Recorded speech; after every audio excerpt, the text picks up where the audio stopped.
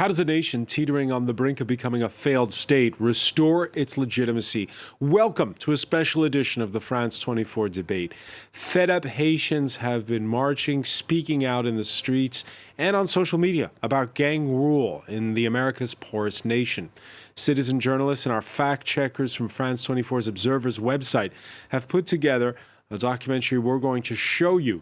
Why have the kidnappings for ransom and turf wars spiraled so since the July 2021 assassination of the country's president, Jovenel Moïse? Why are ordinary citizens rejecting the current prime minister's call for outside intervention? How does Haiti restore its dignity? Today in the France 24 debate, we're looking at Haiti under gang rule. Joining us from the capital, Port-au-Prince, Valina Élisée Charlier, member of the activist umbrella group Nous Pape Domi. Thank you for being with us. Thank you. Thank you for having me. Hello, everyone. Ouidlore Mérancourt is also in the Haitian capital, editor-in-chief of the news website Aibo Post, contributor to the Washington Post. Welcome. Thank you. Happy to be here. Geographer Jean-Marie Théodat lectures at Paris's Panthéon-Sorbonne University. Good to see you. Good to see you. Our requests, by the way, for a representative of Haiti's government to join us, unfortunately, went unanswered.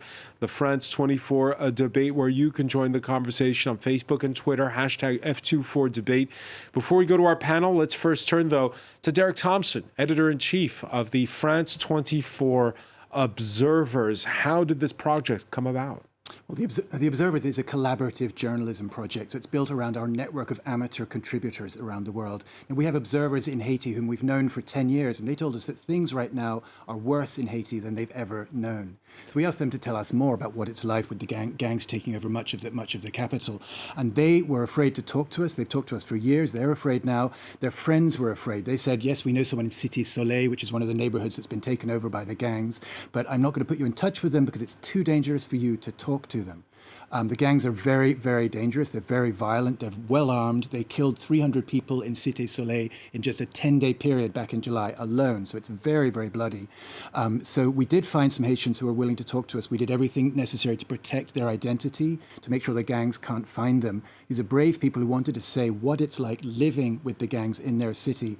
One of them was a kidnapping victim. Kidnapping is a major source of income for the gangs. It's very lucrative. And this person told us how the gangs grabbed him, how they kept him in captivity with other people, how much money they asked for, and how his family came up with the money, how he got released in the end. And the gangs themselves, did you speak with them? We didn't have to talk to the gangs because, like everyone else, they love social media. There are hundreds of videos of the gangs and the gang leaders online, on Twitter, on Facebook, on Instagram, on TikTok. They're showing off their gold teeth, the money that they have, the automatic weapons that they have. They talk about that. They make threats directly to the local government, to the national government. So our journalists Chloé Louvernier and Maïva Poulet, they went through these videos one by one, verifying them, making sure where and when they were filmed, and then cross-checking the information then with things that people in Haiti told us. They were able to reconstruct some of the key incidents of the last few months. All right, Derek Thompson, many thanks for that. And as Derek was saying, it's the France 24 Observers, a report by Maïva Poulet and Chloé Louvernier.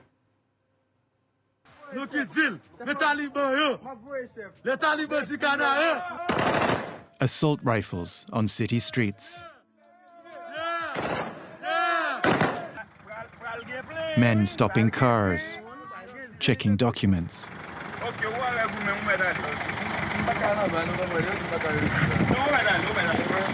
Taunting the authorities.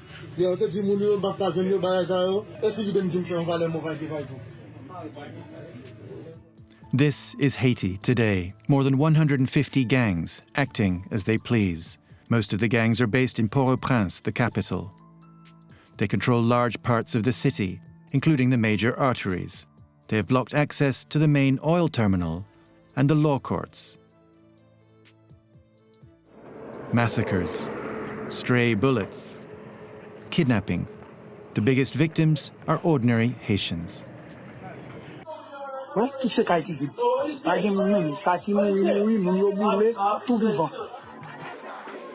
Gangs have been active in Haiti for years, but our observers say things have never been this bad. They're not afraid of the police. They're not afraid of anyone. They're not afraid of the law. The country's economy and politics are in turmoil after the assassination of President Jovenel Moïse by a hit squad in July 2021. Prime Minister Ariel Henry is in charge, but has little public support. Why are Haiti's gangs so powerful? And what are the authorities doing to stop them? The France 24 Observers team put together this report using amateur images and first-hand accounts from ordinary Haitians, most of them anonymous, to protect them from reprisals by the all-powerful gangs.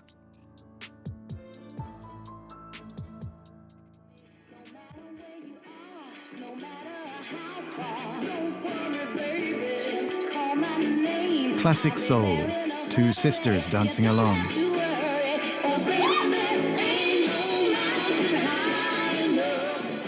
This video went viral in Haiti after their death in August. Sherwood Sonji Desenclos was 28. Saraji Desenclos, 24. They were killed along with their mother, Josette Fils Desenclos.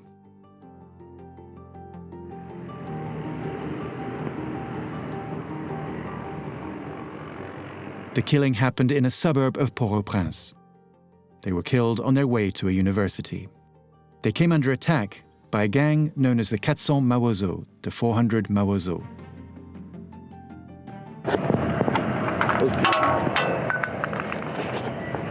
There are no videos of the attack itself, but this video, filmed once police arrived on the scene, shows the family's car. Jean Simpson Desenclos lost his wife and 2 daughters that day. When I got there, the street was deserted. All you could see was the remains of our car. There was nothing left of my wife and girls. I had to ID their remains at the funeral parlor. The gang members wanted to kidnap them, but they resisted, and the gang members opened fire on them.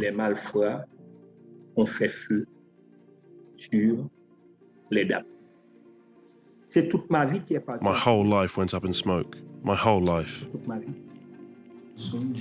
The crime shocked the nation and got a pledge from the Prime Minister. I'm disgusted by news of this killing of our countrywomen by armed bandits. It renews my determination to do all I can to fight this crime wave. Such reactions from the government are rare. The authorities are often accused of standing by as gangs commit massacres on a huge scale. Between April 24th and May 6th, the 400 Mawozo fought a bloody battle with the rival Chaméchon gang.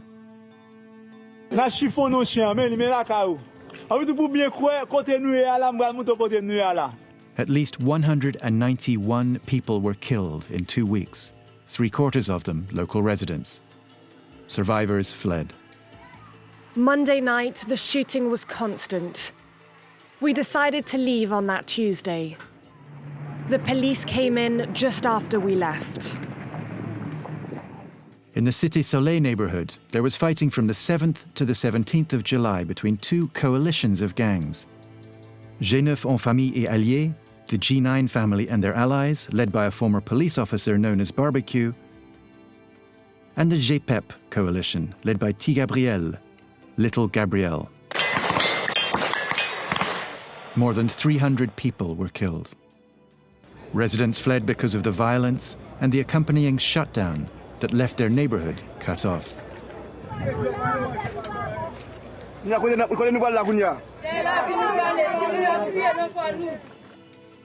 The RNDDH, a Haitian human rights group that documented the 2 massacres, said the police adopted what they called a non-interventionist posture. We at the RNDDH believe that the silence of the authorities is an indication that the armed gangs enjoy protection and blessing from those same authorities. It seems that the people running the Haitian state have decided to abandon their citizens to their fate, being caught in the crossfire between warring gangs.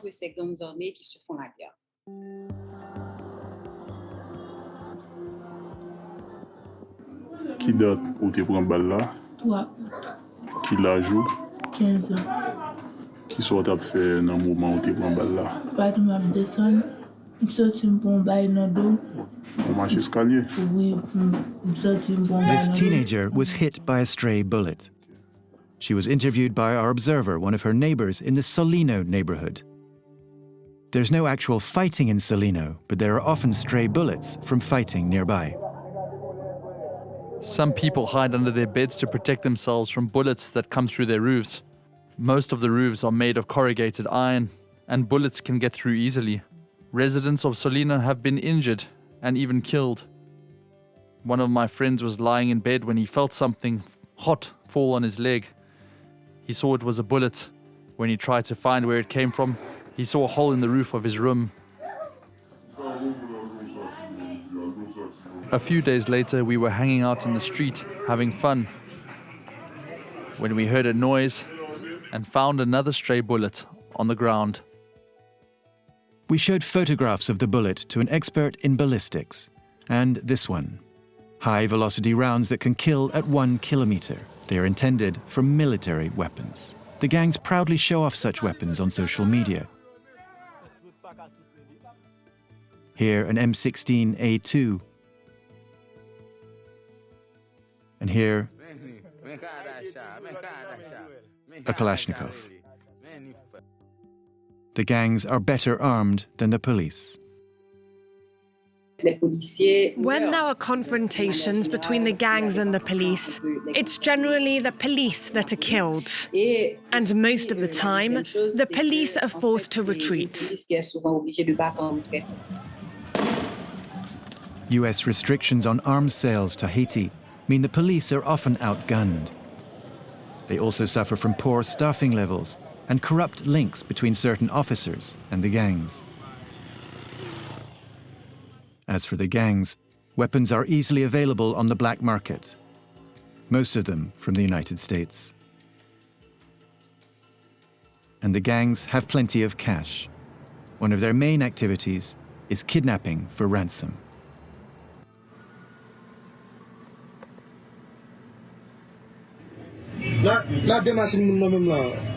The leader of a gang called 5 Secondes, 5 seconds, taunting the police after kidnapping 38 people.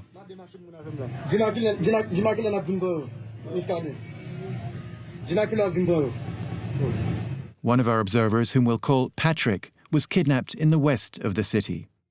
He was coming back from work when armed men forced him into a car and took him to a cell. When I arrived in the cell, there were 10 other people there, also being held for ransom. They started beating me on the 5th day.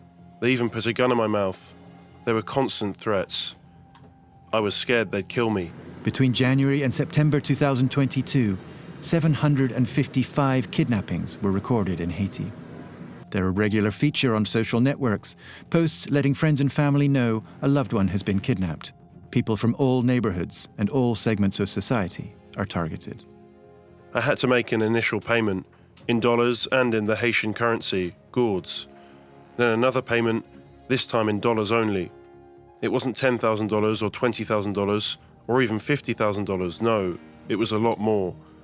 We had to negotiate. From a total of X dollars, we eventually got to a payment of Y dollars.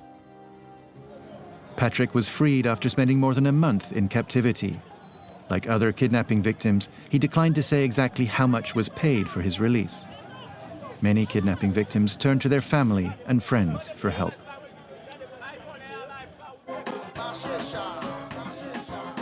Observers say Haiti's gangs have other sources of cash, business leaders paying for protection and politicians seeking votes. From our findings at the RNDDH, there's no question of ideology in the links the gangs forge with elected officials. The sole motivation appears to be financial. The men and women who run the Haitian state use the gangs to maintain their position and to get re-elected. The gangs also extort money from shopkeepers in the neighborhoods they control, paralyzing the economy. Thousands of Haitians have taken to the streets, fed up with soaring prices and rampant crime, and calling on Prime Minister Ariel Henry to step down. Nous saluons le peuple haïtien pour résistance, pour courage, la grosse bataille pour changement, pour la vie meilleure que aujourd'hui à mener. Gang leaders like the G9 family's barbecue pose as leaders of the people, despite the violence their men wreak on the streets. We asked the Haitian police and the Prime Minister's office to contribute to this report, but they did not respond. In October, Prime Minister Henri appealed to the international community to send an armed intervention force to fight the gangs. The protest that met his proposal suggests that many Haitians see a change of government as a better chance, though still slight, of ending the violence.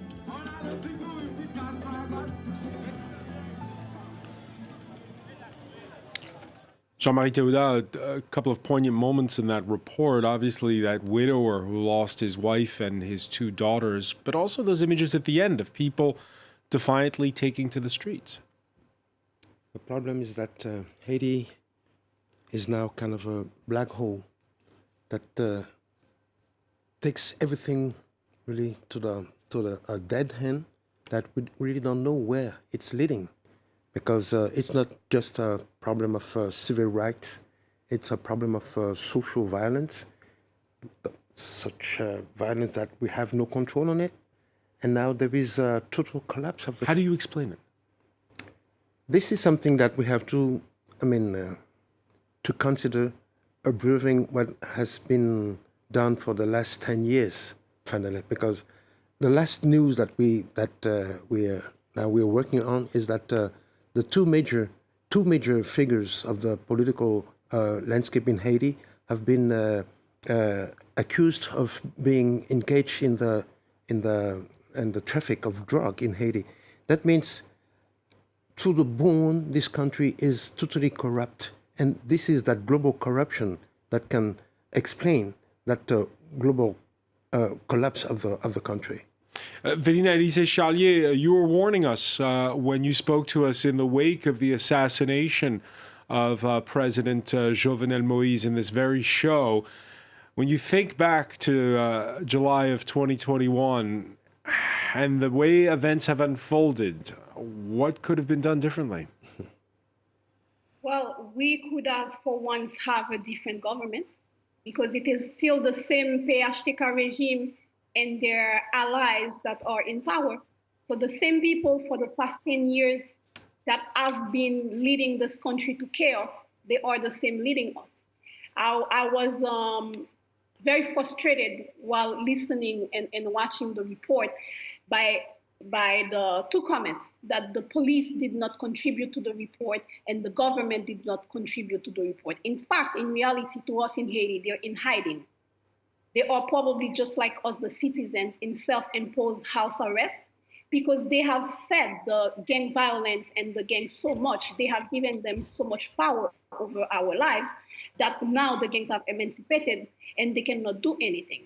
So the gang violence... And you heard in that report how the police, when they do take them on, are outgunned and the ones who suffer the losses.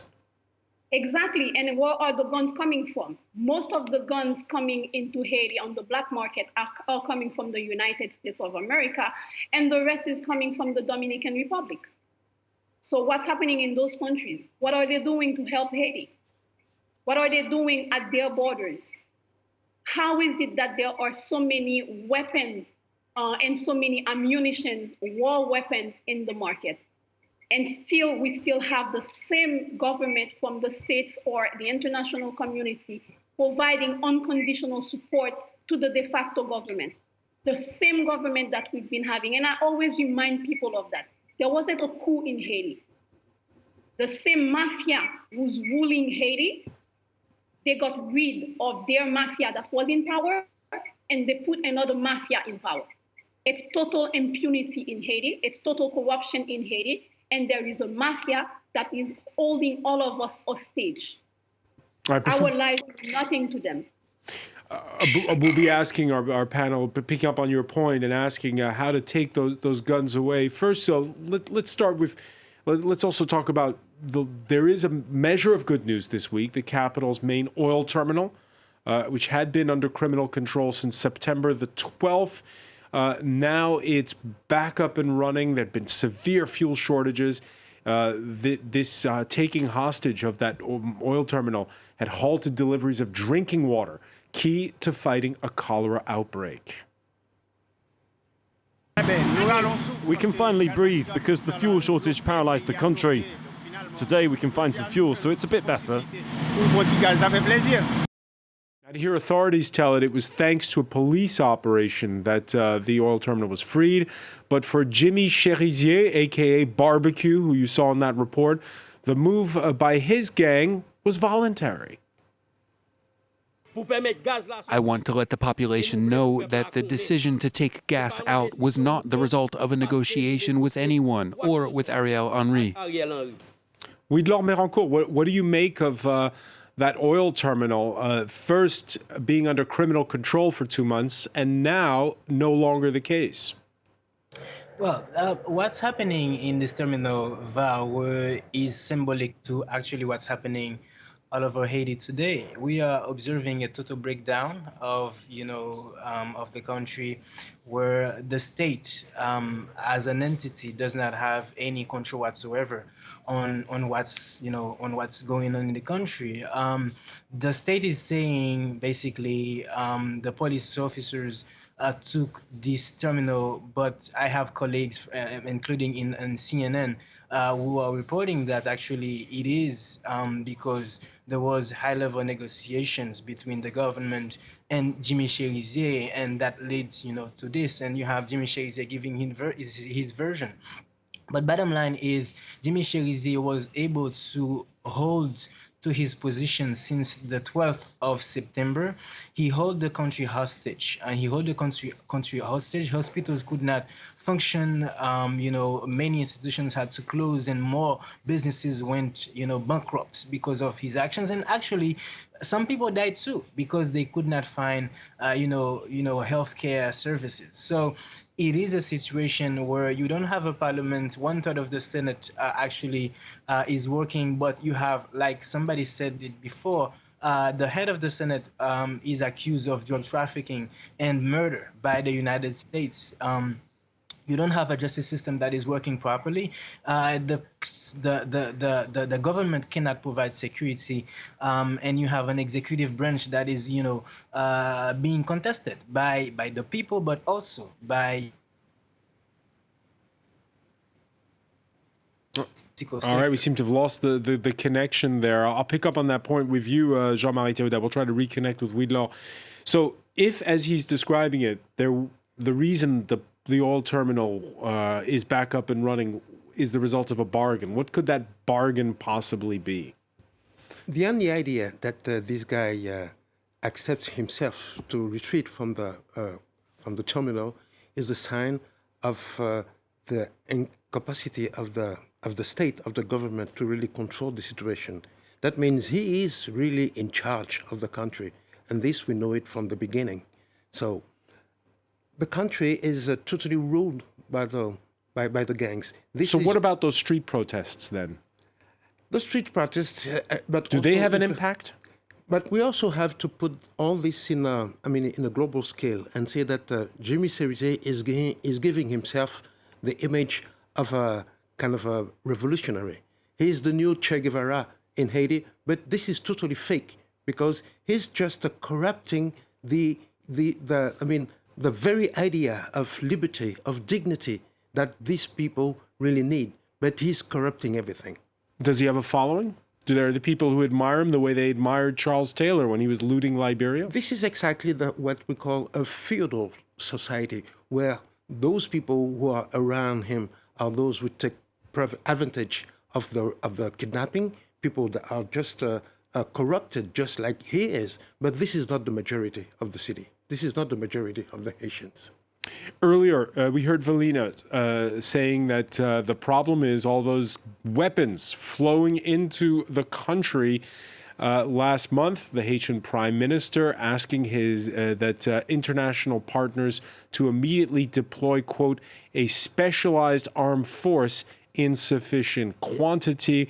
That was a plea that was repeated by Haiti's ambassador to the United Nations before the Security Council.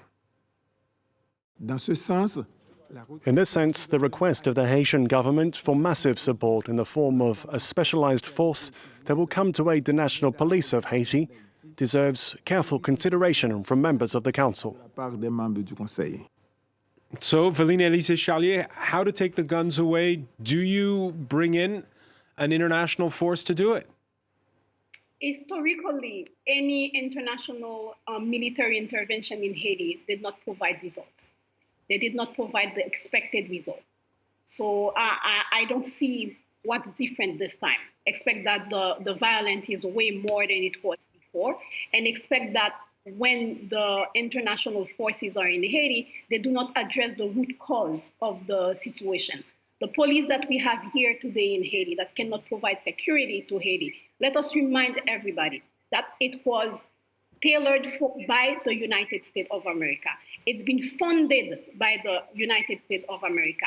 It's been paid for, trained, everything by the United States of America and the international community. Still, that police cannot provide security to us. We had that police after the UN came into Haiti and they got rid of the army.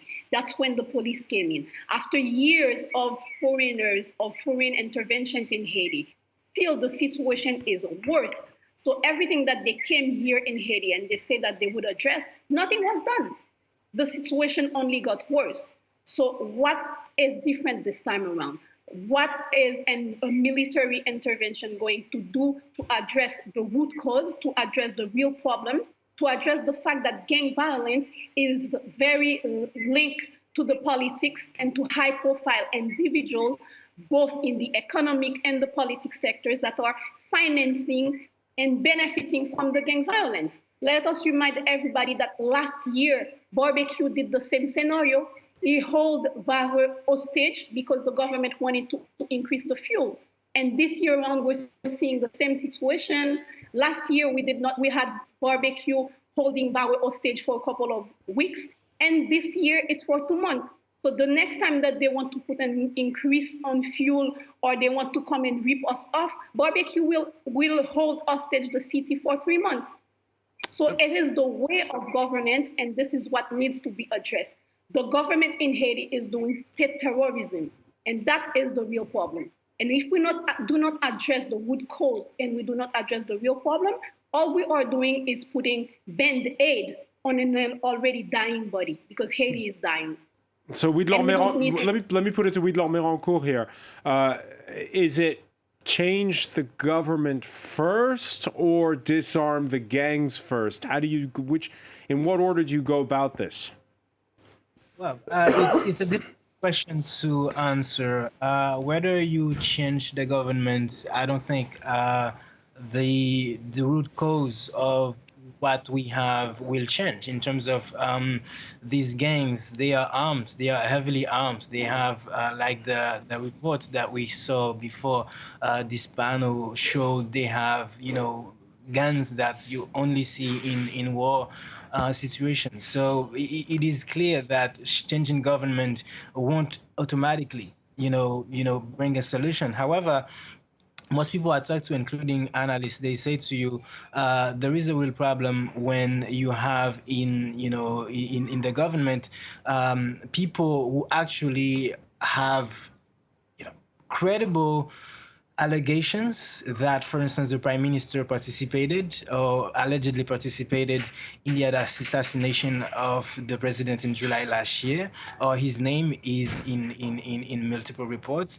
But also there are allegations, including from RNDDH, which is one of the organizations we quoted, saying how there were some collaborations in terms of sending money to some of the gangs between the government and these gangs. So these two problems or these two issues are separate, but they are linked together. And I'm not sure I have an answer regarding which one you address first, because this government has a big problem in its hands. They need to conduct elections, and I don't see how do you bring about and discuss elections right now when you lost control entirely of your territory. So a couple of points to follow up on that, Weedlore. First off, when the UN talks about sanctioning gang leaders, will that work? Well, I don't know if that's going to work, because what sanctions are we going to impose on the gang leaders? Okay, you're going to freeze their assets, and you're also going to ban them from traveling. But I don't know if that's news for anyone. The gangs do not have bank accounts. The gangs, most of them, the ones that are doing the actual violence in the street, they don't have, sorry. They don't have ties with formal institutions, and they don't travel neither. So, if you want to be effective in this, situation, one of the main things that you need to do is address the root cause of the violence that you have. And addressing actually the root cause of the violence that you have means that the gangs, most of them, a lot of them actually, are not working for themselves. They're not working alone. They are working with some people in the private sector. They are working for politicians, and you need to sort of take down these people and sanction them also. But for now, we are seeing some sanctions coming from the U.S. Two high-profile politicians, Yuri Latortue and Lambert, who is the head of the Senate. They are sanctioned, but people are saying, like, why are you sanctioning actually these guys who are linked to the Montana Accord, and you're not sanctioning other high-profile people? So the ambassador, actually, the chargé d'affaires of the U.S. in Haiti, said, these sanctions are also political, etc. So a lot of people are waiting to see how the international community, which says they want to help Haiti, is going to address the big picture here, which is the gangs are a problem, but they are the visible face of this state of terror that is ongoing in Haiti. Right. The Biden administration, for its part, says it's in favor of a deployment of international forces, but does not want to take the lead. And that's a bit of a nod to the point Valina was making earlier about how in the past it hasn't gone well at all when you've had foreign peacekeepers and the likes. It is, however, the State Department targeting gang leaders with sanctions and $1 million rewards for their capture. This launched, you can see in these images, by the U.S. State Department's International Narcotics and Law Enforcement Bureau. What the United States does matters in this case, Jean-Marie Théodat. It's the superpower that's not far away, and it's home to sizable Haitian communities in cities like Miami, New York, and elsewhere. Yeah. But the last decision that accused the two major figures of Haitian political landscape is a major step towards a good direction. But at the same time, I would say, why does it come so late? And why so few? Why so late? Because it's been kind of an open door to say that these two guys were totally engaged, committed to the drug traffic since more than 10 years. But at the same time, both of them were president of the Senate. That means they were in meetings, in a lot of social commitments with the diplomats, from the core group, from the international community. That means that why does that accusation comes so late? And why is so few being done for Haiti? And what's your answer to that question? That means that maybe they're part of the game. If they knew before... The United States is part of the game. Absolutely, because as, the report has said, most of the weapons and the ammunitions that come to Haiti are from the United States. Had it been to Cuba, it would have been differently treated, That means there is a way that lets these weapons and ammunition come to Haiti, and America has to tell us why, because they can control when really the vital interests are engaged in any situation. And do you sense that this is an active design on the part of the Biden administration, or simply that Haiti just doesn't register very high on their list of concerns? I think that Haiti is in a blind corner regarding American interest, because nowadays America is more, the real concern for America is in Ukraine and maybe in Taiwan, and maybe with the relationship with North Korea, Haiti is not really in the middle of the concern. And this is part of the problem, because that means that there will be no major decision taken about Haiti. Haiti is like the philosopher Seneca said, a lonely man is in really bad company. Haiti has been alone for more than 200 years. Those who pretend to be our friends, most of the time when they intervene in our affairs, this has never been in order to help the country, but in order to help the government. And now that we have pirates at the head of the state, the fear is that this international intervention takes place not in order to help the country, but to rescue a band of pirates at the head of the state. So if they're a band of pirates at the head of the government, Velina Élysée Charlier, and you hear there Jean-Marie talking about the West's legacy, first France and then the United States when it comes to Haiti, what's the responsibility of those countries? We've had an expose by journalists in the past year showing how the French insisted on getting reparations from Haiti long after the country fought and won its independence. What is the responsibility of the West? First is acknowledging and accepting that it is their fault. They have failed Haiti. They have failed the people of Haiti. Many years of foreign policy towards Haiti have not only ripped off Haiti of its riches in the 19th century and so on, but also they have installed the corruption as a way of governance in Haiti by providing support to corrupt government, by providing support to total impunity. And the sanctions are good, but they're not enough, because the sanctions needs to address what we call the oligarchs, and the sanctions need to address the high-profile politicians. So when we are in a situation where the West will come and impose corrupt officials on us and providing support to them, that has to stop. This needs to end.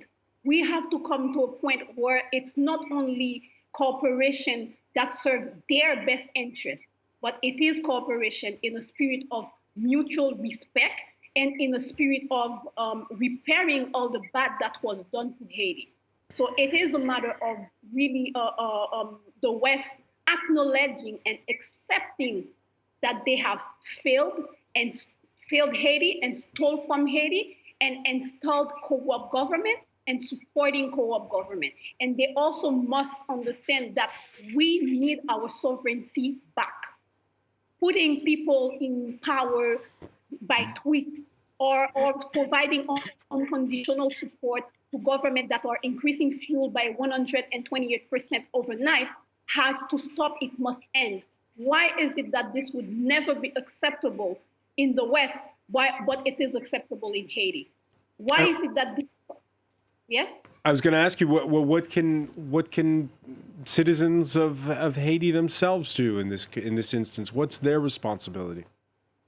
The responsibility of citizens in Haiti is to demand that the institutions in Haiti, they do their work. It's to demand that the government, the de facto government, if they cannot do the job, they must step down, because there are Haitians with integrity who have no fear of the oligarchy or the gang violence, who can step up and do the job properly without being involved in corruption and without supporting impunity. It is demanding that the justice system does its job. Why is it that 2 decades later, the United States is sanctioning Lambert? What about us in Haiti? What's the justice system in Haiti is doing? So citizens must keep on demanding that the institutions do their work, and that whoever is in place and being paid with our taxes, they do their job or they step down. This is what citizens can do, and this is what we have been doing over the years. Unfortunately, in Haiti, when there are protests in the streets and citizens are demanding for governance accountability, the government that we have, they do not listen. and they have the support of the international community in not listening. But we must continue to demand better from our elected officials and from the one who are de facto in power. Some viewers on the hashtag F24debate critical of our treatment of the subject matter. We can show you a tweet from Boobs saying, if there's a need to show violence, dirt, poverty, or whatever stigma is attached to human societies, no need to go as far as Haiti. Just take the metro and go to Porte de la Chapelle here in Paris. Yes, Paris. What's the point of lecturing other nations while failing internally? Louis-Laure Mérancourt, you report, obviously, as editor-in-chief of Aibo Post for a domestic audience, and when you're writing columns for the Washington Post for an international audience. What do you think of the treatment of this crisis? I'm sorry, what's the question? How is Haiti being portrayed, and what can be done to portray it in an accurate light?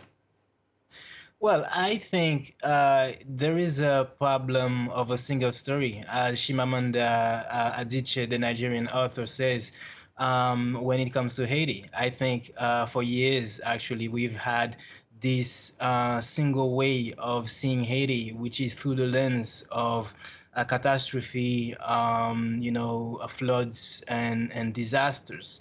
But actually, we don't spend enough time, I think, in my opinion, in international media to talk about the resistance of the people, to talk about, for instance, in the couple of years back, we had the most important civil society movement against corruption in this country.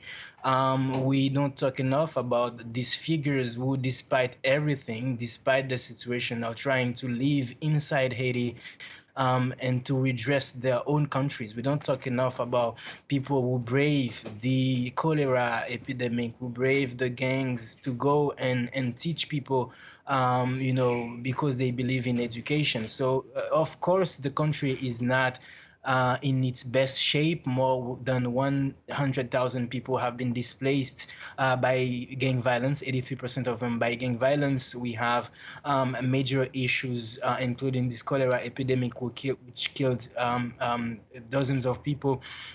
But at the same time, I think there is room also for complexity and depth. And I think this story needs to be told. And some media are doing it, but most of the international media have Haiti in their heads and attention only when there is a catastrophe, because it fits a narrative about this country, a narrative that we've built since 1804, actually, when we took our independence, and this independence was silenced by international actors, because it shocked them that such thing would happen in a world where slavery was the norm. Jean-Marie Théodat, I mean, the assassination of Jovenel Moïse captured the world's attention. When it comes to attitudes to the crisis in Haiti, have you sensed, sitting here in Paris, a change since then? You know, I live in Porte de la Chapelle, and I know both realities. There is a big difference of scale. I mean, Porte de la Chapelle or La Chapelle, this is just an area in Paris, while we're talking about a whole country that is being ruled by gangs for more than 10 years now, because now we know that those officials that have been in charge of the government, they're totally committed to this thing. But what I must say also is that we hardly speak about a train when it's on time. We talk about trains that are late. And in Haiti, it's not that rare that we don't really talk about the things that are really going good in Haiti, but Haiti is a bunch of problems. Haiti is a problem for itself. Haiti is a problem for its neighbors, but at the same time, this is not so big a problem so that those neighbors take really care of us. So we're kind of a cocotte minute. We are really a pressure cooker. A pressure cooker. We're cooking in our own juice, while in the outside, nobody cares. And this is a big problem. And this is also a problem for, our relationship to the world. Last time I was listening to the president of South Africa, President Cyril Ramaphosa, saying that he would always be in support of the Saharan Arab Republic, because of the help that they provided to the South African during apartheid. But nobody dares say the same thing about Haiti. Nobody in the world would come to support us in such a situation. So this is a rare failure of our of our politicians, but also for our foreign affairs. That means Haiti, in more than 200 years, has not managed to find only one friend in the world, in the whole world. This is really a big problem. All right, well, we thank you for bringing your voice to our studios, Jean-Marie Théodat. I want to thank Vélina Élysée-Charlier in Port-au-Prince alongside Widlor Mérancourt. Thank you. Well, you can see again that report in full on the France 24 Observer's website. Thanks for watching.